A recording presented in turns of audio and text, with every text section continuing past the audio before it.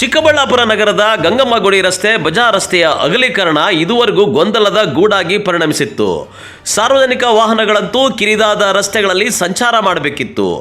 ಅದರಲ್ಲೂ ಬಜಾರ್ ರಸ್ತೆ, ಗಂಗಮ್ಮಗುಡಿ ರಸ್ತೆಗಳಲ್ಲಿ ಹೆಚ್ಚಾಗಿ ಚಿನ್ನದ ಅಂಗಡಿಗಳು, ದಿನಸಿ ಅಂಗಡಿ, ಗ್ರಂಥಿಕೆ ಅಂಗಡಿ ಸೇರಿದಂತೆ ನೂರಾರು ಅಂಗಡಿಗಳಿವೆ. ಪ್ರತಿನಿತ್ಯ ಕೋಟ್ಯಾಂತರ ರೂಪಾಯಿ ವಹಿವಾಟು ಆಗುವ ಜಾಗ ಇದಾಗಿದೆ. ಹಲವಾರು ಅಂಗಡಿ ಮಾಲೀಕರು ರಸ್ತೆಯನ್ನ ಒತ್ತುವರಿ ಮಾಡಿಕೊಂಡು ವಹಿವಾಟು ನಡೆಸ್ತಾ ಇದ್ದಾರೆ. ಇದರಿಂದ ಸಾರ್ವಜನಿಕರ ಓಡಾಟಕ್ಕೆ ತುಂಬಾ ತೊಂದರೆ ಆಗ್ತಾ ಇತ್ತು. ನಗರ ಅಭಿವೃದ್ಧಿ ಆಗಬೇಕಾದ್ರೆ ನಗರದ ರಸ್ತೆಗಳು ಅತ್ಯಗತ್ಯ. ಈ ಎರಡೂ ರಸ್ತೆಗಳು ಅಗಲೀಕರಣದ ಹೆಸರಲ್ಲಿ ಮೂಲೆ ಗುಂಪಾಗಿತ್ತು. ಚಿಕ್ಕಬಳ್ಳಾಪುರ ವಿಧಾನಸಭಾ ಕ್ಷೇತ್ರದಲ್ಲಿ ಇದುವರೆಗೂ ಹಲವಾರು ಜನಪ್ರತಿನಿಧಿಗಳು ಶಾಸಕರಾಗಿದ್ದರು. ಆದರೆ ಇದೀಗ ಶಾಸಕ ಪ್ರದೀಪ್ ಈಶ್ವರ್ ರಸ್ತೆ ಅಗಲೀಕರಣಕ್ಕೆ ಮುಂದಾಗಿದ್ದು ಜಿಲ್ಲಾಧಿಕಾರಿಗಳಿಗೆ ಸೂಚನೆ ನೀಡಿದ್ದಾರೆ. ಅದರಂತೆ ನಗರಸಭೆ ಅಧಿಕಾರಿಗಳು ರಸ್ತೆಗಿಳಿದು ಟೇಪ್ ಹಿಡಿದು ಬಜಾರ್ ರಸ್ತೆ ಮತ್ತು ಗಂಗಮ್ಮಗುಡಿ ರಸ್ತೆ ಅಗಲೀಕರಣಕ್ಕೆ ಮಾರ್ಕಿಂಗ್ ಮಾಡಿದ್ದಾರೆ. ಸರ್, ಚಿಕ್ಕಬಳ್ಳಾಪುರ ನಗರದಲ್ಲಿ ಬಜಾರ್ ರಸ್ತೆ ಮತ್ತು ಗಂಗಮ್ಮಗುಡಿ ರಸ್ತೆ ಏನಿದ್ದಾವೆ ಇದು ಅತ್ಯಂತ ಪ್ರಮುಖವಾದ ರಸ್ತೆಗಳಾಗಿದ್ದಾವೆ. ಇಲ್ಲಿ ನಮ್ಮ ನಗರಸಭೆ ಕಚೇರಿ ಸಹ ಇದೇ ರಸ್ತೆಯಲ್ಲಿ. ಅದಲ್ಲದೆ ವಾಣಿಜ್ಯವಾಗಿ ಕಮರ್ಷಿಯಲಿ ತುಂಬ ಡೆವಲಪ್ ಆಗಿರ್ತಕ್ಕಂಥ ರಸ್ತೆ. ತುಂಬ ಜನ ವ್ಯಾಪಾರಸ್ಥರಿದ್ದಾರೆ, ತುಂಬ ಜನ ಗ್ರಾಹಕರು ಇಲ್ಲೆಲ್ಲ ಓಡಾಡ್ತಾ ಇರ್ತಾರೆ. ದಿನ ಟ್ರಾಫಿಕ್ ಎಲ್ಲ ನೀವು ನೋಡ್ತಾ ಇದ್ದೀರಾ. ತುಂಬ ಬಹುದಿನದ ಬೇಡಿಕೆ ಇದು ಅಗಲೀಕರಣ ಆಗಬೇಕು, ಇದೊಂದು ಸುವ್ಯವಸ್ಥಿತವಾದ ರಸ್ತೆ ಆಗಬೇಕಂತ ಇತ್ತು. ಈ ಹಿಂದಿಂದಲೂ ಸಹ ಸಾಕಷ್ಟು ಪ್ರಯತ್ನಗಳು ನಡ್ಕೊಂಡು ಬರ್ತಾ ಇದ್ದೇವೆ. ಆದರೆ ಇತ್ತೀಚೆಗೆ ನಮ್ಮ ಸರ್ಕಾರದಿಂದ ಅನುದಾನದ ಲಭ್ಯತೆ ಎಲ್ಲ ಇರೋದರಿಂದ ಈ ಕುರಿತು ಪರಿಶೀಲನೆ ಮಾಡಿ ಕ್ರಮ ಕೈಗೊಳ್ಳಿ ಅಂತ ಮಾನ್ಯ ಶಾಸಕರು ಸಹ ತಿಳಿಸಿದರು. ಅದಲ್ಲದೆ ನಮ್ಮ ನಗರಸಭೆ 22ನೇ ತಾರೀಕು ಸಾಮಾನ್ಯ ಸಭೆ ನಡೀತು. ಅದರಲ್ಲೂ ಸಹ ನಾವು ಚರ್ಚೆ ಮಾಡಿ ಈ ಒಂದು ರಸ್ತೆಯನ್ನು ಅಗಲೀಕರಣ ಮಾಡಬೇಕಂತ ಹೇಳಿಬಿಟ್ಟು ಒಂದು ನಿರ್ಣಯವನ್ನು ಕೈಗೊಂಡಿದ್ದೇವೆ. ಇದು ಹೇಳಬೇಕಂದ್ರೆ ಬಜಾರ್ ರಸ್ತೆ ಏನಿದೆ ಅದು ಆರಂಭದಲ್ಲಿ ಏನು ನಮ್ಮ BB ರಸ್ತೆಗೆ ಹೊಂದ್ಕೊಂಡಂಗೆ ಸುಮಾರು 60 ಅಡಿ 18 ಮೀಟ್ರ್ ರಸ್ತೆ ಇದೆ. ಬರ್ತಾ ಅದು ಸುಮಾರು ಒಂದು 8 ರಿಂದ 9 ಮೀಟ್ರಿಗೆ ರೆಡ್ಯೂಸ್ ನ್ಯಾರೋ ಆಗ್ತಾ ಹೋಗಿದೆ.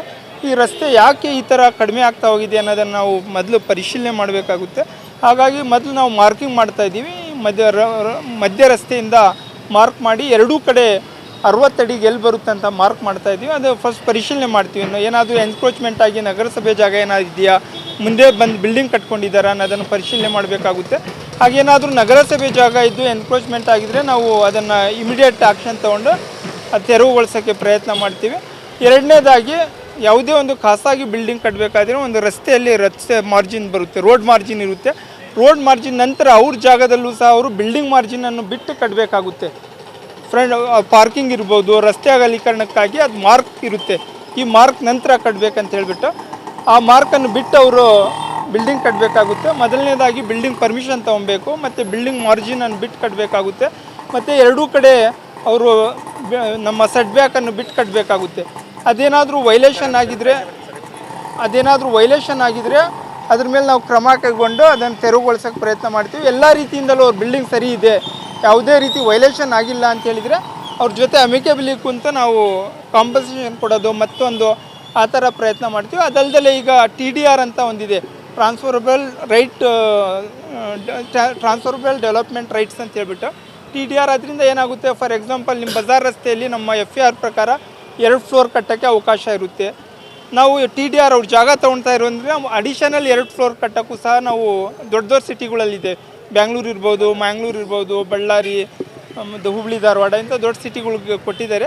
ನಮ್ಮ ಬೆಂಗಳೂರಿಗೆ ತುಂಬ ಹತ್ತಿರ ಇರೋದ್ರಿಂದ ಈ ಸಿಟಿಗೂ ಸಹ TDR ಪಡ್ಕೊಳ್ಳೋದ್ರಿಂದ 2 ಫ್ಲೋರ್ ಕಟ್ಟೋ ಬದಲು ಅವ್ರು 4 ಫ್ಲೋರ್ ಕಟ್ಬೋದು. ಆ ಥರ ಅನುಮತಿ ಕೊಡೋದು ಮತ್ತು ಬಿಲ್ಡಿಂಗ್ ಪರ್ಮಿಷನ್ ಕೊಡೋದ್ರಲ್ಲಿ ಅವ್ರು ಫೀಸ್ ಕನ್ಸೆಷನ್ ಕೊಡೋದು, ಈ ರೀತಿ ಅಮಿಕೇಬಲಿ ಅವ್ರಿಗೂ ಅನುಕೂಲ ಆಗಂಗೆ, ಗ್ರಾಹಕರಿಗೂ ತೊಂದರೆ ಆಗಬಾರ್ದು, ನಮಗೂ ತೊಂದರೆ ಆಗದಿದ್ದಂಗೆ ಒಂದು ಕುಂತ ಸಭೆ ಮಾಡಿ ನಾವು ಹಂತವಾಗಿ ಇದನ್ನು ಇಂಪ್ಲಿಮೆಂಟ್ ಮಾಡ್ತೀವಿ. ಇನ್ನು ಸಾರ್ವಜನಿಕರ ದಶಕಗಳ ಸಮಸ್ಯೆಗೆ ಕಾರಣವಾಗಿರುವಂತಹ ಬಜಾರ್ ರಸ್ತೆ ಮತ್ತು ಗಂಗಮ್ಮಗುಡಿ ರಸ್ತೆಯನ್ನ ಒತ್ತುವರಿ ಮಾಡಿಕೊಂಡು ಅಂಗಡಿ ಮಳಿಗೆಗಳನ್ನ ಕಟ್ಟಿಕೊಂಡಿದ್ದಾರೆ ಅನ್ನೋ ಆರೋಪ ಕೂಡ ಕೇಳಿ ಬಂದಿದೆ. ಸಾರ್ವಜನಿಕರ ಈ ಸಮಸ್ಯೆಗೆ ಮುಕ್ತಿ ಕಾಣಿಸಲು ಶಾಸಕ ಪ್ರದೀಪ್ ಈಶ್ವರ್ ರಸ್ತೆ ಅಗಲೀಕರಣಕ್ಕೆ ಜಿಲ್ಲಾಡಳಿತಕ್ಕೆ ಸೂಚನೆ ನೀಡಿದ್ದಾರೆ. ಇದೀಗ ಗಂಗಮ್ಮಗುಡಿ ರಸ್ತೆ 40 ಅಡಿ ಮತ್ತು ಬಜಾರ್ ರಸ್ತೆ 60 ಅಡಿಗಳಷ್ಟು ಅಗಲೀಕರಣ ಆಗಬೇಕು ಅಂತ ಅಧಿಕಾರಿಗಳು ಮುಂದಾಗಿದ್ದಾರೆ. ಈ ಬಾರಿ ಯಾವುದೇ ಅಡಚಣೆಗಳು ಬರದೆ 6 ತಿಂಗಳಲ್ಲಿ ರಸ್ತೆ ಅಗಲೀಕರಣದ ವ್ಯವಸ್ಥೆ ಮಾಡೋದಾಗಿ ನಗರಸಭೆ ಪೌರಾಯುಕ್ತರು ಹೇಳಿದ್ದಾರೆ. ಮಾರ್ಕಿಂಗ್ ನಡೆಯುತ್ತೆ ಸರ್. ಮಾರ್ಕಿಂಗ್ ಆದ ನಂತರ ರೆಕಾರ್ಡ್ಸ್ ಚೆಕ್ ಮಾಡ್ತೀವಿ. ರೆಕಾರ್ಡ್ ಚೆಕ್ ಮಾಡಿ ಒತ್ತುವರಿ ಆಗಿದ್ದರೆ ಅದನ್ನು ನೋಟಿಸ್ ಕೊಟ್ಟು ತೆರವುಗೊಳಿಸ್ತೀವಿ. ಒತ್ತುವರಿ ಆಗಿಲ್ಲ ಅಂತ ಹೇಳಿದರೆ ನಾನು ಹೇಳಿದ್ನಲ್ಲ, ಈ ರೀತಿ ನಮ್ಮ ಎಲ್ಲ ಕಾನೂನು ರೀತಿ ಅವ್ರ ಬಿಲ್ಡಿಂಗ್ ಸರಿ ಇದೆಯಾ, ಪರ್ಮಿಷನ್ ತೊಗೊಂಡು ಕಟ್ಟಿದ್ದಾರಾ, ಲೀಗಲ್ ಇದೆಯಾ ನೋಡ್ತೀವಿ.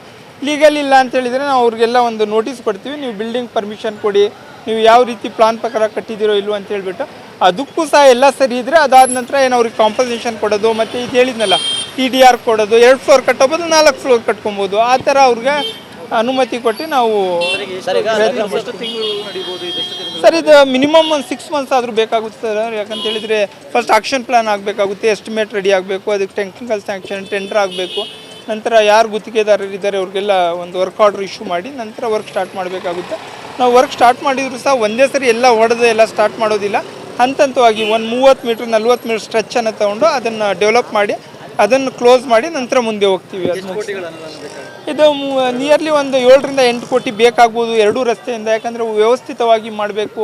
ಇಲ್ಲಿ ಎಲೆಕ್ಟ್ರಿಕ್ ಪೋಲ್ ಎಲ್ಲ ಇಂಟರ್ನಲ್ ಡಕ್ಟ್ ಮಾಡಿ ಮಾಡಬೇಕು ಅಂತೆಲ್ಲ ಪ್ರಯತ್ನ ಮಾಡ್ತಾ ಇದ್ದೀವಿ ನಾವು. ಈ ಎಲೆಕ್ಟ್ರಿಕ್ ಪೋಲ್ ಎಲ್ಲ ಇರೋದಿಲ್ಲ, ಕೇಬಲ್ ಎಲ್ಲ ಎಲೆಕ್ಟ್ರಿಕ್ ಲೈನ್ ಇದೆಯಲ್ಲ ಅದೆಲ್ಲ ಭೂಮಿ ಒಳಗೆ ಹೋಗುತ್ತೆ, ಅಂಡರ್ಗ್ರೌಂಡ್ ಕೇಬಲ್ ಮತ್ತು ಡಕ್ಟ್. ನೆಕ್ಸ್ಟ್ ಒಂದು 50-60 ಇಯರ್ಸ್ ಯಾವುದೇ ರಸ್ತೆಗೆ ಟಚ್ ಮಾಡಬಾರ್ದು. ಹಾಗಾಗಿ ಎಲ್ಲ ವ್ಯವಸ್ಥಿತವಾಗಿ ಒಂದು ಮಾಡಬೇಕಂತ ಹೇಳ್ತಾ ಇರೋದ್ರಿಂದ ಒಂದು 7 ರಿಂದ 8 ಕೋಟಿ ರೂಪಾಯಿ ಆಗ್ಬೋದು. ಅವತ್ತಿಂದ ಇವತ್ತರೆಗೂ ನಿಮ್ಮ ನಗರಸಭೆಯಲ್ಲಿ ಏನು ದಾಖಲೆಗಳಿಲ್ವ, ಮತ್ತೆ ಈಗ ಅಳತೆ ಮಾಡಬೇಕಾ ಸರ್? ಈಗ ನೋಡಿ, ಹಿಂದೆ ಆಗಿರ್ಬೋದು, ಬಟ್ ನಾವು ಯಾವುದೇ ಮಾಡಬೇಕಾದ್ರೂ ಅಕ್ಯುರೇಟಾಗಿ ಪರಿಶೀಲನೆ ಮಾಡ್ಕೊಂಡು ಮಾಡಬೇಕಾಗುತ್ತೆ. ಹಿಂದೆ 10 ವರ್ಷದ ಹಿಂದೆ ಇರ್ತಕ್ಕಂಥ ಯಾರು ಸಿಬ್ಬಂದಿಗಳು ಇರೋದಿಲ್ಲ, ನಾವು ಇರೋದಿಲ್ಲ, ಅವ್ರು ಎಲ್ಲಿಗೆ ಮಾರ್ಕ್ ಮಾಡಿದ್ದಾರೆ ಅಂತ ಮಾರ್ಕ್ ಗೊತ್ತಿರೋದಿಲ್ಲ. ಹಾಗಾಗಿ ನಾವು ಏಕಾಏಕಿ ಹೋಗಿ ನಮ್ಗೆ ಇಲ್ಲಿಗೆ ಬರುತ್ತೆ ಅಂತ ಬ್ಲೈಂಡಾಗಿ ಹೇಳೋದ್ರಿಂದ ಜನರಿಗೂ ತೊಂದರೆ ಆಗುತ್ತೆ, ನಮಗೂ ತೊಂದರೆ ಆಗುತ್ತೆ.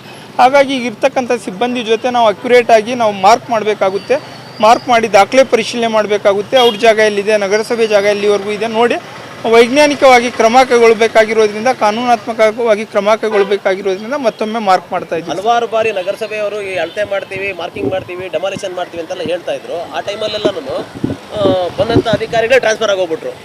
ಈ ಊರಿನ ಶಕ್ತಿಯೋ ಅಥವಾ ಏನೋ ಅಧಿಕಾರಿಗಳ ವೈಫಲ್ಯವೋ ಅವರೇ ಟ್ರಾನ್ಸ್ಫರ್ ಆಗೋಗ್ಬಿಟ್ರು. ನೀವು ಇರ್ತೀರಾ ಹೋಗ್ತೀರಾ ಸರ್? ಸರ್, ವ್ಯವಸ್ಥಿತವಾಗಿ ಕಾನೂನಾತ್ಮಕವಾಗಿ ನಾವು ಕ್ರಮ ಕೈಗೊಂಡ್ರೆ ಎಲ್ಲರೂ ಸಹಕಾರ ಕೊಡ್ತಾರೆ. ಈ ಕಾನೂನು ಬಿಟ್ಟು ನಾವು ಹೋದಾಗ ಯಾರೂ ಸಹಕಾರ ಕೊಡೋದಿಲ್ಲ.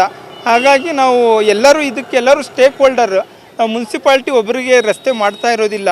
ಇಲ್ಲಿ ಜನರಿಗೂ ಅನುಕೂಲ ಆಗುತ್ತೆ, ವ್ಯಾಪಾರಸ್ಥರಿಗೂ ಅನುಕೂಲ ಆಗುತ್ತೆ, ಅಲ್ಲಿ ವ್ಯಾಪಾರಕ್ಕೆ ಬರ್ತಕ್ಕಂಥ ಗ್ರಾಹಕರಿಗೂ ಅನುಕೂಲ ಆಗುತ್ತೆ. ಆ ದಿಶೆಯಲ್ಲಿ ಇದೆಲ್ಲ ನಮ್ಮ ರಸ್ತೆ ಅಂತ ಎಲ್ಲ ಭಾವನೆ ಬಂದಾಗ ಆ ರೀತಿ ಬರೋದಿಲ್ಲ. ಈಗ ಒಬ್ಬರದ್ದೇ ರಸ್ತೆ ನಾನೇ ಮುಂದೆ ಬಂದೆಲ್ಲ ಮಾಡ್ತೀನಿ ಹೊಡಿತೀನಿ ಅಂದಾಗ ಅದೆಲ್ಲ ತೊಂದರೆ ಆಗುತ್ತೆ. ವಿಶ್ವಾಸಕ್ಕೆ ತಗೊಂಡು ಒಳ್ಳೆ ಕೆಲಸ ಮಾಡೋದ್ರಿಂದ ಎಲ್ಲ ಸಹಕಾರ ಕೊಡ್ತಾರೆ ಸರ್. ಒಟ್ಟಾರೆ ದಶಕಗಳಿಂದ ಬಜಾರ್ ರಸ್ತೆ ಮತ್ತು ಗಂಗಮ್ಮಗುಡಿ ರಸ್ತೆ ಕಿರಿದಾಗಿರುವಂತಹ ರಸ್ತೆಗಳಿಂದ ಚಿಕ್ಕಬಳ್ಳಾಪುರ ನಗರದ ಜನರು ಕಷ್ಟ ಅನುಭವಿಸ್ತಾ ಇದ್ರು. ಆದರೆ ಈಗ ತೆಗೆದುಕೊಂಡ ನಿರ್ಣಯದಿಂದ ಜನಸಾಮಾನ್ಯರಿಗೆ ವರವಾದರೆ ಅಕ್ರಮವಾಗಿ ಅಂಗಡಿಗಳನ್ನು ಕಟ್ಟಿಕೊಂಡಂತಹ ಮಾಲೀಕರಿಗೆ ಡವ ಶುರುವಾಗಿದೆ. ಇನ್ನು ಮೊನ್ನೆ ನಡೆದಂತಹ ನಗರಸಭೆ ಸಾಮಾನ್ಯ ಸಭೆಯಲ್ಲಿ ರಸ್ತೆಗಳ ಅಗಲೀಕರಣ ಕೈಗೊಳ್ಳಲು ನಿರ್ಣಯ ಆಗಿದೆ ಅಂತ ಕೂಡ ಕಮಿಷನರ್ ಹೇಳಿದ್ದಾರೆ. ಕ್ಯಾಮರಾಮನ್ ಪ್ರವೀಣ್ ಜೊತೆ ಕಳವಾರ ಅರುಣ್, MMTV ನ್ಯೂಸ್, ಚಿಕ್ಕಬಳ್ಳಾಪುರ.